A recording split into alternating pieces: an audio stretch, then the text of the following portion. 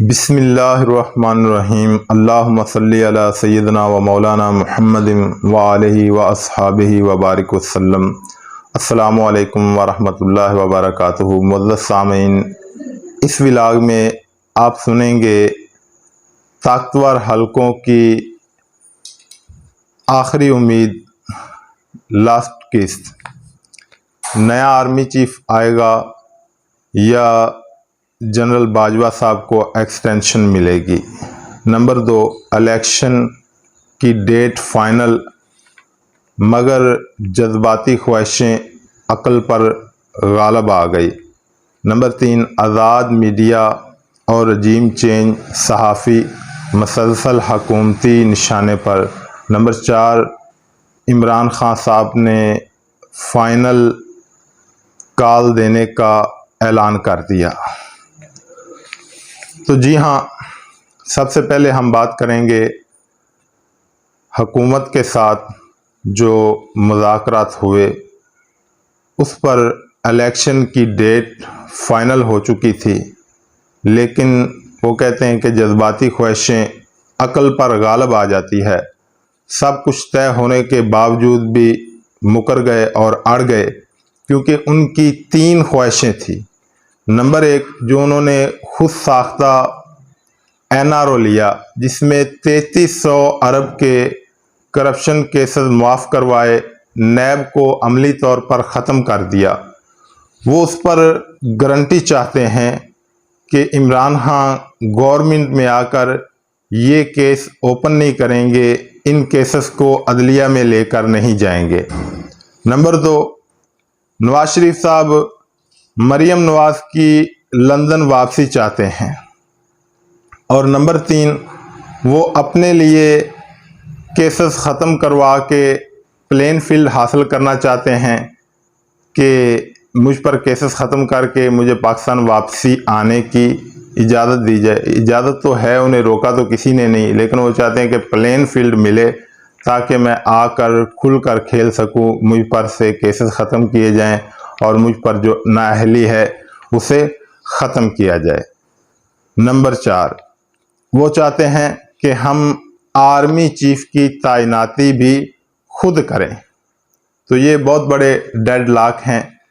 ना तो इमरान खान साहब इस बात पर माने हैं और ना वो मानेंगे कि वो इनको क्लीन चिट दें, वो इनके साथ इस बात का NRO करें कि वो जब गवर्नमेंट में आएंगे तो इनके केसेस को ओपन नहीं करेंगे या अदालत में लेकर नहीं जाएंगे, क्योंकि उसकी सारी सियासत और उसका जो काज है वो करप्शन के खिलाफ है।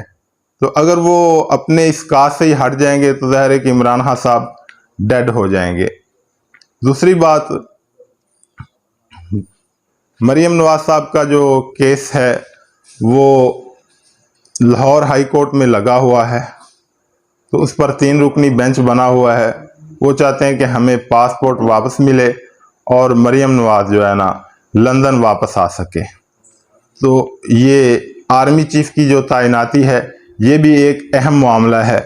इमरान खान साहब इस पर कह चुके हैं कि ये आर्मी चीफ की तैनाती किसी सूरत नहीं कर सकते, क्योंकि ये तो काबिज गवर्नमेंट है, तो इनका ये हक ही नहीं कि अवाम के वोटों से तो ये आए नहीं, मुंतखब गवर्नमेंट तो ये है ही नहीं, ये रजीम चेंज के ज़रिए, साजिश के ज़रिए ये मुसल्लत हुए हैं। तो ये कतन आर्मी चीफ की तैनाती नहीं कर सकते, बल्कि आर्मी चीफ तब तक काम करे जब तक नई गवर्नमेंट नहीं आ जाती, और जब नई गवर्नमेंट आ जाएगी तो फिर वो आर्मी चीफ को तैनात करेगी। तो यहाँ ये डेडलॉक पैदा हो चुका है। इस पर मसलसल हुकूमती वज़रा भी बयान दे चुके हैं। एहसन इकबाल साहब, ख्वाजा आसिफ साहब, राना सनाउल्लाह व दीगर ये बयान दे चुके हैं कि आर्मी चीफ की तैनाती हम करेंगे। और एहसन इकबाल साहब ने कहा है कि जहर हम खाएं और हलवा इमरान खान खाए, ये नहीं हो सकता। तो तुम जहर कहाँ खा रहे हो? तुमने तो हलवा खाया कि अगर 3300 अरब के केसेस मुआफ़ करवा लिए, और उसके बाद जहर तो तुमने पाकिस्तान की जड़ों में डाला है, मुआशरत की जड़ों में डाला है, गरीब आवाम की रगों में डाला है, कि जिस नहज पर तुमने पाकिस्तान को और इसकी गरीब आवाम को पहुंचा दिया है। अब लंदन में ये जमा हुए हैं, शहबाज शरीफ साहब लंदन यात्रा पर गए हैं इन्हीं मामलात पर मीटिंग करने कि अब आगे क्या किया जाए। तो वहाँ भी इनकी उठक और बैठक बिल्कुल नाकाम साबित हुई है कि वहाँ इनके मामलात ये थे कि हमने हर सूरत आर्मी चीफ की तैनाती करनी है, और इसके लिए इनको परेशानी ये है कि इमरान खान जब चाहे उसके पास ऐसे कार्ड हैं कि वो 24 घंटे में इनकी गवर्नमेंट को गिरा सकता है, लेकिन वो चाहता है कि ये पुरअमन तरीके से असम्बलियों को डिसॉल्व करें। लेकिन ये चाहते हैं कि हम अपनी मर्जी भी मनवाएं, हालांकि हारे हुए जो होते हैं वो कभी भी अपनी मर्जियां नहीं मनवाते, लेकिन ये चाहते हैं कि हमारी मानी जाए। तो लंदन में इनका प्लान ये कि किसी सूरत भी पंजाब गवर्नमेंट को गिराया जाए। अगर पंजाब गवर्नमेंट गिरेगी तो इमरान खान का लॉन्ग मार्च शुरू ही नहीं हो सकेगा। तो पंजाब गवर्नमेंट गिराना ये दीवाने के ख्वाब के मुतरादिफ वाली बात है, क्योंकि पंजाब में अब ये गवर्नर राज कतन नहीं लगा सकते। इन्होंने जो है ना 2000 जब ये 13 में आए थे तो इन्होंने, जब पीपल्स पार्टी की गवर्नमेंट बल्कि 2008 में, उसके बाद 2013 में ये आए, तो इन्होंने कानून पास किया था कि अगर कोई भी सूबाई गवर्नमेंट पर गवर्नर राज नाफज करना है, क्योंकि उस वक्त पीपल्स पार्टी ने गवर्नर राज नाफज किया था, सुलेमान तसीर को गवर्नर बनाया था। तो उसके बाद जब इनकी गवर्नमेंट आई तो इन्होंने ये कानून पास किया था कि किसी सूबे में भी गवर्नर राज लगाने के लिए सबसे पहले वजीर आला जो होगा वहाँ का, वो अपनी काबीना से मुशावरत करेगा और काबीना से मंजूरी लेगा। काबीना से मंजूरी लेने के बाद कि इस सूबे में हंगामी हालात हैं, फिर वो जो है ना उस सूबे में गवर्नर राज लगेगा कि काबीना जब लिख कर देगी कि इस सूबे में अमनो अमान ख़राब हैं, हंगामी हालात हैं, लिहाजा वफाक के जो है ना हम सूबा स्पुर्द करते हैं, वफाक जो है ना यहाँ हंगामी हालात को कंट्रोल करें। तो ये इनके बिल्कुल वो दीवाने के ख्वाब के मुतरादिफ वाली बात है। और उसके बाद आज़ाद मीडिया पर और रजीम चेंज के जो सहाफ़ी हैं जो इसके ख़िलाफ़ खड़े हुए हैं और जो मीडिया चैनल इसके ख़िलाफ़ खड़ा है, उन पर मसलसल कदगन जारी है और बोल की बंदिश को 3 दिन हो चुके हैं। हालांकि वो बोल ने जो इमरान खान साहब का ख़िताब दिखाया, वो भी जो इन्होंने एक असूल वदा किया है कि लाइव नहीं चलाया जाएगा, बल्कि उसमें थोड़ा टाइम देकर जो है ना उसे चलाया जाएगा, कोई 5-10 मिनट का डिले करके जो है ना उसे चलाया जाएगा। उन असूलों पर उन्होंने इमरान खान साहब का ख़िताब चलाया, लेकिन इन्होंने उसे फिर कैमरा के ज़रिए ऑफ कर दिया। हालांकि ये बदतरीन आमरीत में भी नहीं हुआ। मुशर्रफ साहब ने 9-10 साल इस मुल्क पर हुकूमत की, उसके दौर में नहीं हुआ, बल्कि उन्होंने तो मीडिया को आज़ादी दी। ये मुशर्रफ साहब ही थे जिन्होंने मीडिया को आज़ादी दी। ये आमरीत से भी बदतरीन गवर्नमेंट कर रहे हैं।